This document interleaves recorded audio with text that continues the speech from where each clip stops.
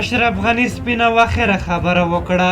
نن چرته اوسې کړي او څه ویلي. ګرانو لیدونکو السلام علیکم. جمهور رئیس محمد اشرف غنی نن سهار په بهرنیو چارو وزارت کې د خارجي سیاست لومړیتوبونه او د هیواد د ډیپلوماسۍ دستګاه کې اصلاحات تر عنوان لاندې سیمینار کې ګډون وینا کړې.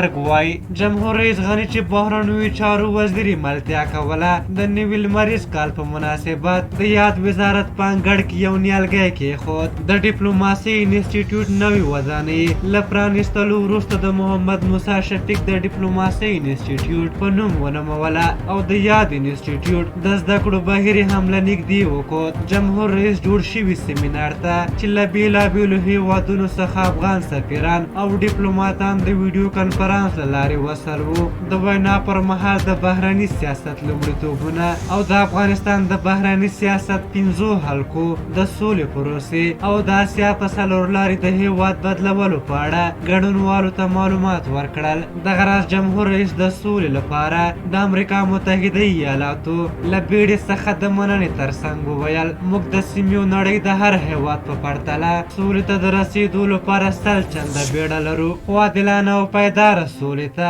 د رسیدو لپاره د احساساتو پر ځای د واقعیتونو پر اساس مخکې ځو. ارګ وایي جمهور رئیس پایداره او عادلانه سولې ته د رسیدو لپاره د حکومت لارنقشې ته په اشارې وویل د هغې پر اساس مطلوب هدف ته چې ملي حاکمیت، جمهوریت، ملي وحدت، بېطرفي، اتصال، عادلانه او پایداره سوله ته رسیږو. جمهور رئیس غني په ټینګار سره ویلي که طالبان هم دا سبا هم انتخاباتو ته حاضر وي موږ تیار یو، خو له ټاکنو پرته خپل ځای ناستې ته د واک لیک ته حاضر نه یم. 42 کاله جګړه بس ده او موږ هم د نورې نړۍ په څېر د ژوند کولو حق لرو. محمد اشرف غني د خپلو خبرو په پای کې وویل د اساسي قانون پر اساس هیڅوک دا حق نه لري چې له یو افغان څخه د هغه د تابعیت حق سلب کړي او هیڅ افغان له بل افغان څخه زیات او کم نه دی. په هر حال تاسو د ولسمشر غني د خبرو په اړه څه نظر لرئ؟ خپل نظرونه راته په کومنټ کې ولیکئ. که زموږ ویډیو مو خوښه شوې وي ضرور لایک کړئ. تر بلې ویډیو مو په لیو بخښونکي خدای سپارم. د الله په امان.